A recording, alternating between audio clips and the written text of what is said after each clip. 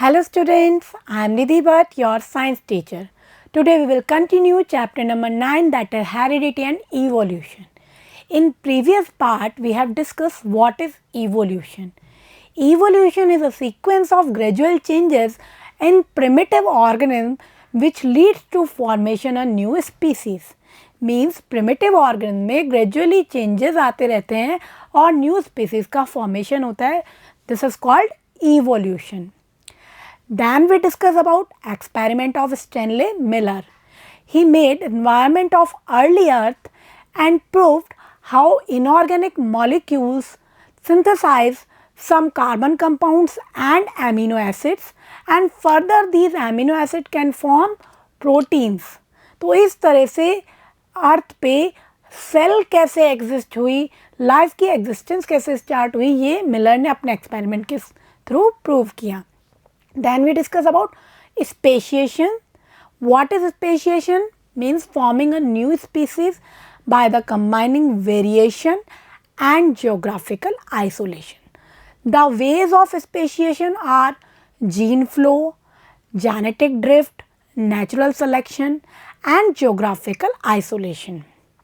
Gene flow means जब एक population कुछ सब population में divided होती है तो अगर वो सब पॉपुलेशन पार्टली सेपरेटेड है, कम्प्लीटली सेपरेटेड नहीं है, तो किसी सब पॉपुलेशन का ऑर्गेनिज्म ट्रेवल करके दूसरी सब पॉपुलेशन में आ जाता है और वहाँ पे एक माइग्रेट जीन का एंट्री हो जाता है. क्या होता है फिर वो वहाँ की लोकल पॉपुलेशन के साथ रिप्रोडक्शन करता है और एक नया जीन उस पॉपुलेशन में एंटर हो जाता है. That is called gene flow. And what is genetic drift? We saw कि एक्सीडेंट के कारण कोई जीन उस पॉपुलेशन में से ख़त्म हो गया और दूसरा जीन था वो उस पॉपुलेशन में कॉमन हो गया. That is called genetic drift. Then we study about natural selection.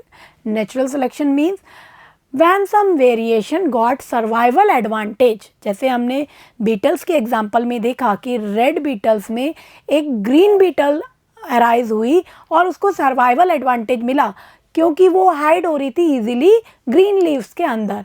तो क्या था, उसको सर्वाइवल एडवांटेज मिला और उसकी स्पीसीज आगे कंटिन्यू हो गई और रेड बीटल्स को क्योंकि क्रो ने खा लिया तो वो धीरे धीरे ख़त्म होती गई. ठीक है, that is called natural selection. Then we study about geographical isolation. Geographical isolation means जब दो सब पॉपुलेशन कंप्लीटली सेपरेटेड होती हैं, किसी रिवर या माउंटेन के कारण दो पॉपुलेशन है वो कम्प्लीटली सेपरेटेड हो गई हैं और उनमें धीरे धीरे वेरिएशन आने से इतने डिफरेंस हो जाते हैं दे बिकम रिप्रोडक्टिवली आइसोलेटेड. तो इस तरह से हमने देखा नई स्पीसीज फॉर्म होती हैं. ठीक है, today we will start part number 5, that is evolution and classification. In this part we will discuss what is the relationship between evolution and classification. So let's start. So starting करने से पहले student एक चीज़ हम recall करते हैं, हमने 9th class में classification के बारे में पढ़ा था. What is classification? Classification is grouping of organism on the basis of there similarities. Similarities के बेसिस में हम ऑर्गेनिज्म के ग्रुप बना रहे हैं और फिर उनकी स्टडी कर रहे हैं. सेम करेक्टर्स वाले ऑर्गेनिज्म को हमने एक ग्रुप में रखा और उनकी स्टडी की. इसी को हमने क्या कहा? Classification. Okay, similarities among organism allow to group them together and to study, और उसी को हम क्या कहते हैं? Classification. And both the evolution and classification are interlinked. और इवोल्यूशन और क्लासिफिकेशन एक दूसरे से इंटरलिंक्ड है. हम एग्जाम्पल के थ्रू इसे समझते हैं. जैसे हम क्लासिफिकेशन कुछ बेसिक करेक्टर के बेसिस पे करते थे. जैसे हमने देखा कि कुछ ऑर्गेनिज्म हैं जो फोटोसिंथेसिस कर सकते थे, तो हमने उन्हें प्लांटी ग्रुप में रखा. ठीक है, फिर हमने जो बाकी के जो ऑर्गेनिज्म थे उनको हमने उनकी सेल के स्ट्रक्चर के हिसाब से अगर ग्रुपिंग हम करते हैं, जैसे प्रोकैरियोटिक जिनकी सेल पूरी तरह डेवलप नहीं थी, न्यूक्लियर रीजन डिफाइंड नहीं था. उसके बाद हमने देखा कुछ और ऑर्गेनिज्म जिनकी सेल और न्यूक्लियर रीजन वेल डिफाइंड था, उनको हमने यूकैरियोटिक कहा. दैन यूनिसेल्युलर, मल्टी सेल्युलर, इस तरह से हमने क्लासिफिकेशन उनका किया. तो यहाँ पे एक इवोल्यूशनरी रिलेशनशिप भी उनका दिखाई देता है कि कैसे पहले प्रोकैरियोटिक यानी प्रिमिटिव ऑर्गेनिज्म बने, फिर उनमें कुछ चेंजेस होकर के वो यूकैरियोटिक में कन्वर्ट हुए, देन यूनिसेलुलर, देन मल्टीसेलुलर, इस तरह से उनका इवोल्यूशन हुआ होगा। तो दोनों के बीच में क्या है, एक स्ट्रॉन्ग कनेक्शन है, ठीक है। So both evolution and classification are interlinked, or we can say classification of species is reflection of their evolutionary relationship.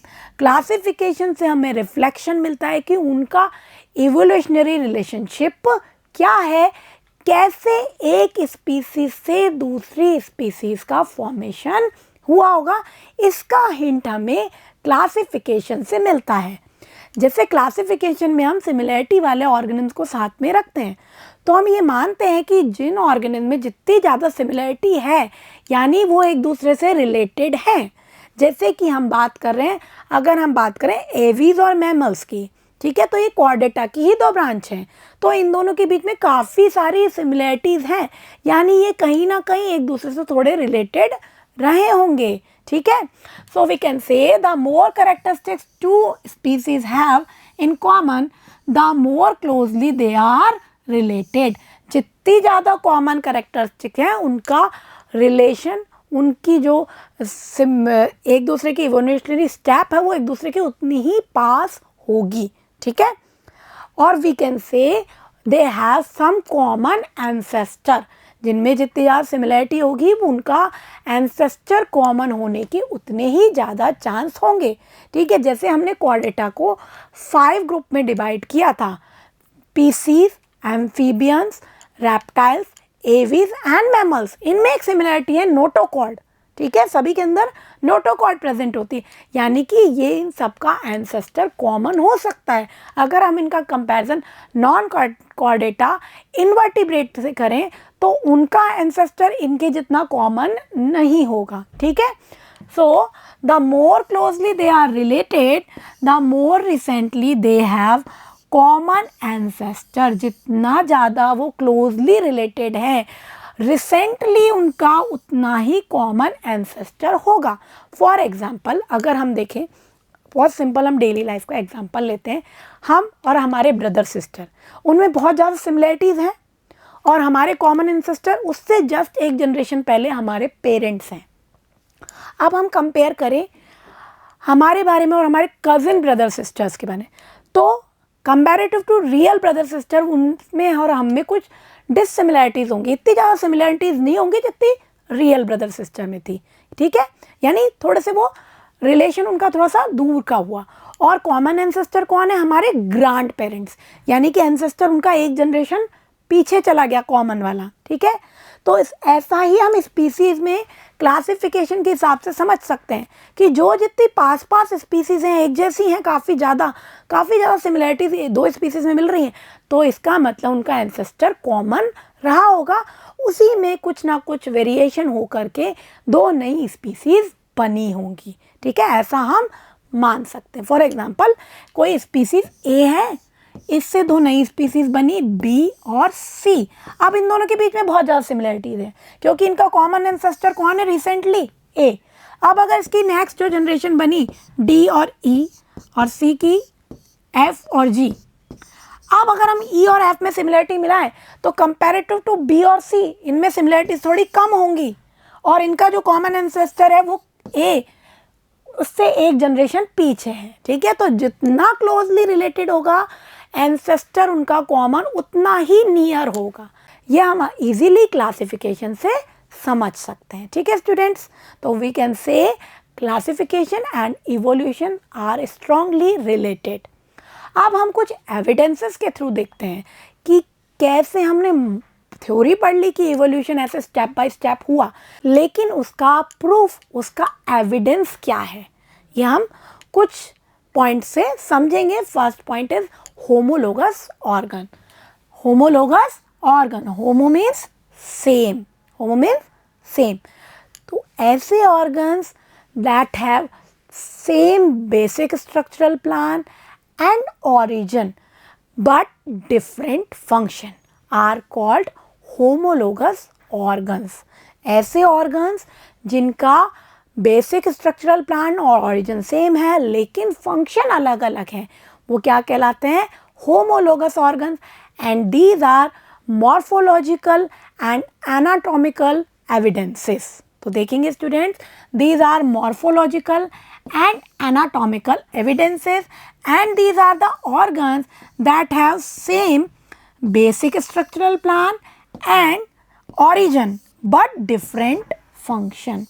ठीक है, origin और बेसिक स्ट्रक्चरल प्लान सेम होगा लेकिन इनका फंक्शन डिफरेंट होगा. ठीक है, तो इनकी स्टडी से हम एक स्पीसीज से कैसे इवोल्यूशन होकर के अलग अलग स्पीसीज बनी उसको स्टडी कर सकते हैं, यानी उसकी स्टडी में ये होमोलोगस ऑर्गन हेल्पफुल हैं. ठीक है, homologous organ provide evidence for evolution by telling us that they are derived from the same ancestor. Homologous organ की स्टडी से हमें पता लगता है जिन जिन स्पीसीज में ये होमोलोगस ऑर्गन हैं, यानी एक ही जैसे ओरिजिन वाले ऑर्गन हैं बट फंक्शन अलग अलग है, इसका मतलब उनका एंसेस्टर कॉमन हो सकता है. ये हमें किससे समझ में आया? होमोलोगस ऑर्गन की स्टडी करने से. फॉर एग्जाम्पल अगर हम देखें हॉर्स के 4 लिम्ब क्या काम कर रहे हैं? रनिंग का काम कर रहे हैं.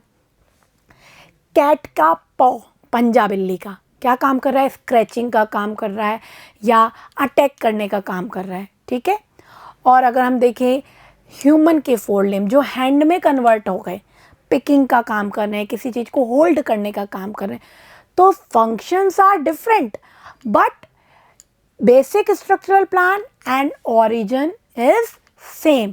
सो दीज आर होमोलोगस ऑर्गन्स. ठीक है, देखेंगे 4 लिम्ब ऑफ हॉर्स ये किस काम में आ रहा है? रनिंग में. विंग्स ऑफ बैट फ्लाइंग में काम आ रहा है. पॉ ऑफ कैट जो कि वॉक करने में, स्क्रैच करने में या अटैक करने में काम आ रहा है. और ह्यूमन का हैंड भी हम इसमें कंसीडर कर सकते हैं. तो सभी जो हैं एक ही ओरिजिन से बने हैं लेकिन फंक्शन अलग अलग है. और यस, इनका जो एंसेस्टर है, क्योंकि सभी क्वाड्रेटा की ब्रांच है तो इनका मतलब इसका एंसेस्टर भी अर्ली स्टेज पे कॉमन रहा होगा. यह हमें किससे समझ में आई है? एविडेंस हमें कैसे मिला?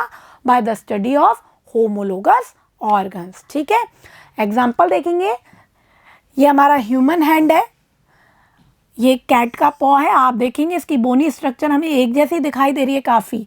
ठीक है, ये वेल का है जो कि स्विमिंग करने में हेल्प कर रहा है, और ये बैट का विंग है जो कि फ्लाइंग करने में हेल्प कर रहा है.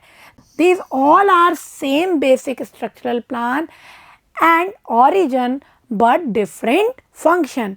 ह्यूमन का हैंड हम किसी चीज़ को पिक करने में, होल्ड करने में काम लेते हैं. कैट का पॉ हमने देखा स्क्रैच करने में, वॉक करने में काम आ रहा है. वेल का जो ये 4 लिम्ब है ये स्विमिंग करने में काम आ रहा है. और बैट का जो ये विंग है ये उसको फ्लाइंग में हेल्प कर रहा है. तो functions are different but origin and structural plan देखने से हमें सिमिलरिटी दिखाई दे रही है. ठीक है, वो कैसा है? Same. So these are homologous organs. ठीक है, नेक्स्ट जो हमारा एविडेंस है that is analogous organ. Analogous organ, analogous organ क्या है? These are the organs that have same function but different basic structural plan and origin. यानी homologous का opposite है ये, कि इसमें फंक्शन तो सेम होगा लेकिन बेसिक स्ट्रक्चरल प्लान और ओरिजिन डिफरेंट होगा. ठीक है, these are the organs that have different origin and structural plan but same function. Function कैसा होगा? Same. And by the study of analogous organ we can understand mechanism of evolution. Okay, analogous organs provide mechanism of evolution. ठीक है, for example अगर हम देखें wings of bat and birds, bat के wings और bird के wing, और we can consider wings of insects also. ये सभी फंक्शन क्या कर रहे हैं? फ्लाइंग का फंक्शन कर रहे हैं लेकिन उनका बेसिक स्ट्रक्चरल प्लान अलग है. Wings of bat modified by their skin folds and wings of bird modified by there 4 limb. ठीक है, तो देखेंगे हम wings of bat skin folds. Wings of bat किससे बने? स्किन फोल्ड्स से. And wings of bird along the arm and elongated fingers with the feathery covering. किससे बने हैं? उसकी आर्म और उसकी elongated fingers के कॉम्बिनेशन से बने हैं जिसमें feathery covering है. तो ये क्या है? इनका origin अलग अलग है but they have same function, that is flight. ठीक है? Different basic structure but perform similar function, that is flight. तो ये देखेंगे ये इंसेक्ट का विंग है जो उसके स्किन से बनता है, ये बर्ड का विंग है जो उसकी हमने देखा 4 लिम्ब से बन रहा है, साथ में उसकी इलोंगेटेड फिंगर्स हैं, और ये बैट का विंग है जो उसकी स्किन फोल्ड से बन रहा है. तो ओरिजिन अलग अलग है but function is same. So these are analogous organs. ठीक है, तो ये क्या थे? Analogous organs. थर्ड जो हमारा एविडेंस है एवोल्यूशन का, that is fossils. What is fossils? They are palaeontological evidences. किस तरह के एविडेंस हैं? Palaeontological evidences means study of history of life on earth by the fossils. Earth पे लाइफ की क्या हिस्ट्री थी, यानी अर्ली अर्थ पे कौन कौन से ऑर्गेनिज्म थे, उनकी स्टडी ही क्या है? पैलेंटियोलॉजी. ठीक है, तो इसमें हम फॉसिल्स की स्टडी करेंगे. Fossils means dead remain part of organism that exist on earth at early time. पुराने टाइम में वो अर्थ पे एग्जिस्ट करते थे और उनकी जो डेड रिमेन पार्ट रह गए उसी को हम क्या कहते हैं? फॉसिल्स कहते हैं. ठीक है, so the remains and relics of dead organism of the past is called fossils, और we can say these are preserve traces of living being. Living being जो डेथ हो गई है उनके कुछ ट्रेसेस, उनके कुछ फुटप्रिंट्स, उनका कुछ बोनी पार्ट जो प्रिजर्व रह गया अर्थ के नीचे, उसको हम क्या कहते हैं? Fossils. So they are preserve traces of living. For example ये हमने एक ट्री का फॉसिल लिया है जो अर्थ के डिगिंग पे हमें मिलता है. ठीक है, कैसे फॉर्म्ड हुए होंगे ये फॉसिल्स? ठीक है, तो जब हम अर्थ की डिगिंग करते हैं तो हमें कुछ फॉसिल्स मिलते हैं. तो क्या होता है? हमें पता है नेचुरली आफ्टर दैट जो भी ऑर्गेनिज्म है उसकी जो बॉडी होती है वो naturally by the bacteria decompose हो जाती है, बट उसका कुछ पार्ट लेफ्ट रह जाता है विदाउट डिकम्पोजिंग.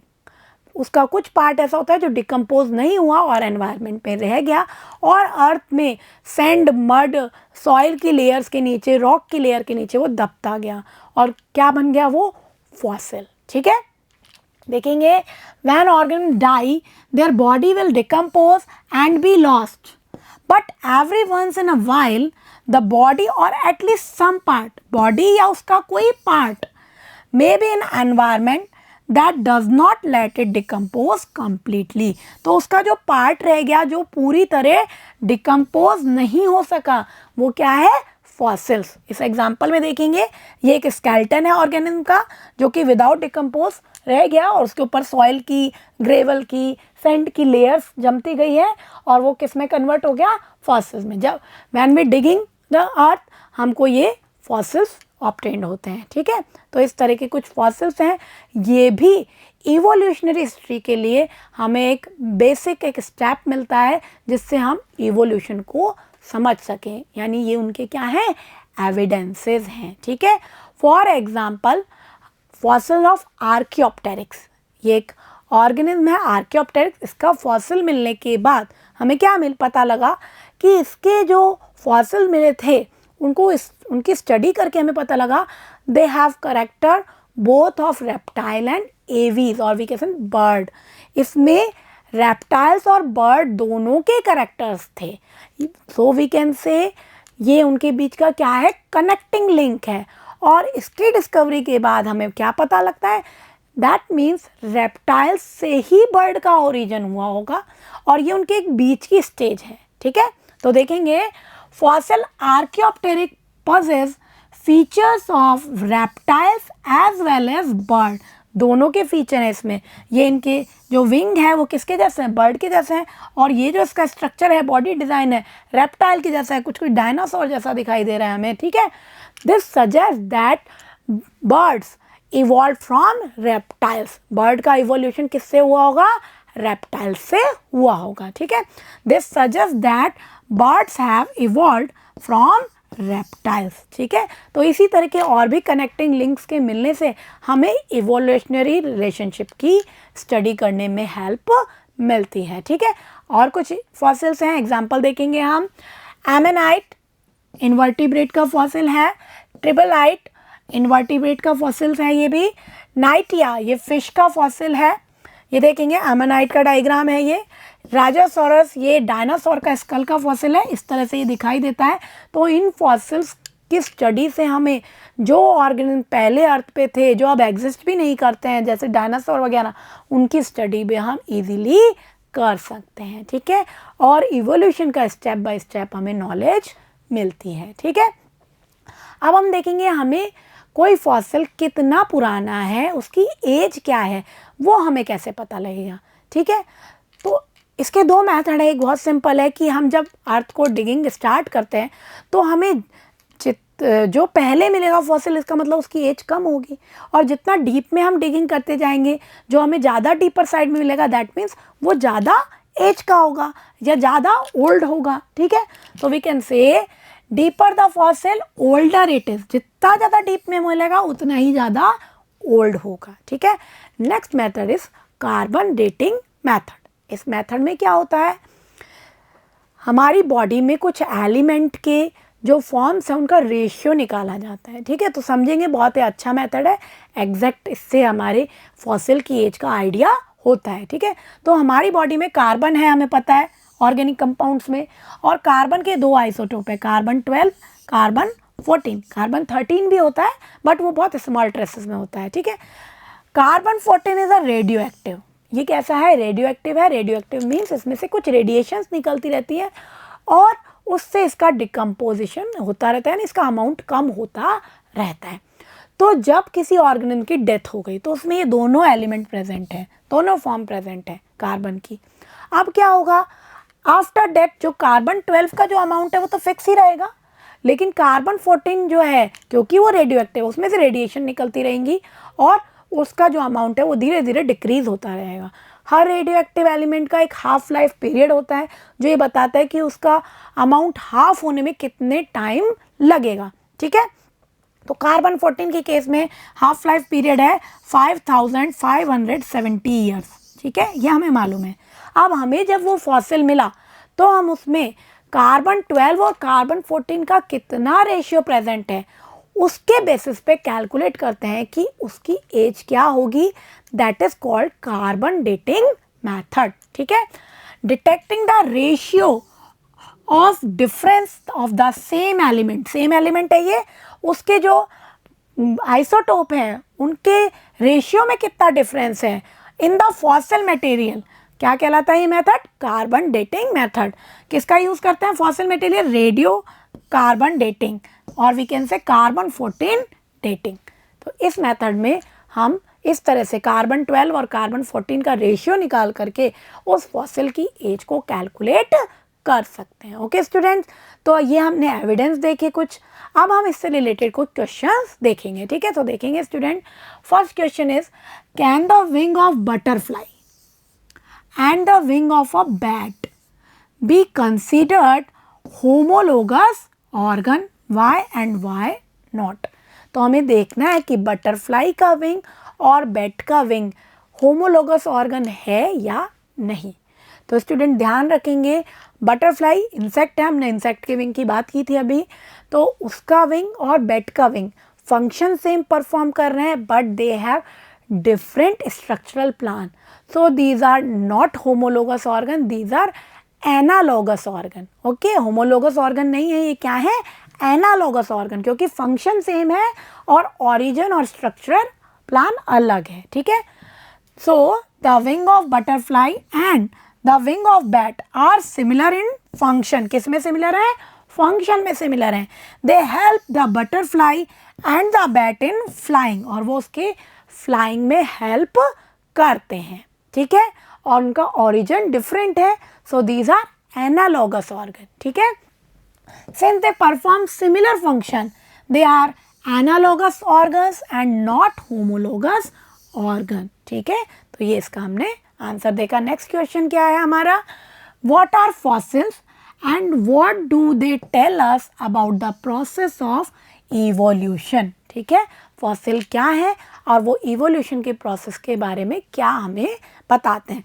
तो हमने देखा fossils are remains of organism that exist on earth at past, जो पुराने टाइम में अर्थ पे एग्जिस्ट करते थे उनके जो रिमेन पार्ट है, बॉडी पार्ट, वही क्या है, fossils. So fossils are the remain of organism that one existed on earth, जो अर्थ पे कभी एग्जिस्ट करते थे।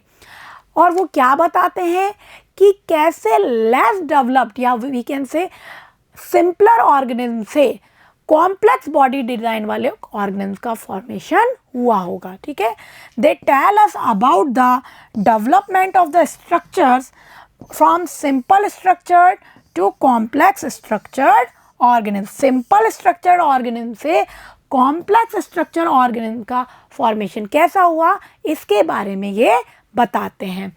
दे tell us about the phases of evolution, और ये इवोल्यूशन की फेजेस के बारे में भी हमें बताते हैं, through which they must undergone in order to sustain themselves in the competitive environment. इनकी स्टडी से हमें पता लगता है कि किस तरह से इवोल्यूशन की फेजेस आई और कैसे ऑर्गेनिज्म में कुछ वेरिएशन आए, कुछ चेंजेस आए, जिसके कारण वो कॉम्पिटिटिव एनवायरनमेंट में, चेंजिंग एनवायरनमेंट में अपने आप को सरवाइव कर पाए। ठीक है, जैसे हमने बीटल्स के एग्जाम्पल में भी देखा था। तो ये हमें फॉसिल्स की मदद से हमें समझने में ईजी होता है। ठीक है, तो ये हमने इस चैप्टर के जो ये पार्ट था आज हमारा वो कंप्लीट कर लिया और इसके कुछ एक्सरसाइज क्वेश्चन आंसर भी किए। अब हम इसका एक क्विक रिवीजन करेंगे। सो स्टूडेंट, हमने स्टार्ट किया क्लासिफिकेशन से। What is classification? Grouping of organism on the basis of their similarities. Similarities के बेसिस पे ऑर्गेनिज्म को ग्रुप करना ही क्या है, classification. And evolution and classification are interlinked, और ये दोनों एक दूसरे से इंटरलिंक्ड है। कैसे इंटरलिंक्ड है? When we see same design similarities in two species, we can say they related closely and they have some common ancestor. जितना ज़्यादा सिमिलैरिटी है वो उतनी क्लोजली रिलेटेड है स्पीसीज और उनका कॉमन एंसेस्टर उतनी ही नियर स्टेज पे हमें मिलेगा। Then we discuss about homologous and analogous organs. Homologous organs have same basic structural plan and origin but different function. For example, legs of horse, paw of cat and wings of bat. They are homologous organs. Then we study analogous organ. What is analogous organ? They have same function but different body design, different structural plan and origin. These are called analogous organ. For example, wings of bat and bird. Then we study about what is fossil. Fossils are dead remain part of organism that exist on earth in the past. ठीक है, फिर हमने देखा कुछ fossils के examples के बारे में, लाइक आर्कियोप्टेक्स, एमेनाइट, ट्रिलेबाइट, राजोसॉरस, नाइटिया एटसेट्रा। फिर हमने देखा फॉसिल्स की एज को डिटरमाइन करने के लिए हमारे पास दो मेथड है।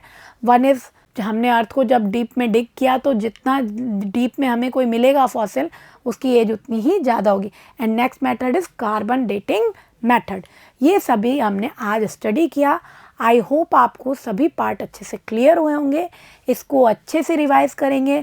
इन next video we will discuss about stages of evolution and human evolution. So तब तक इसको अच्छे से रिवाइज करते रहेंगे। Thank you.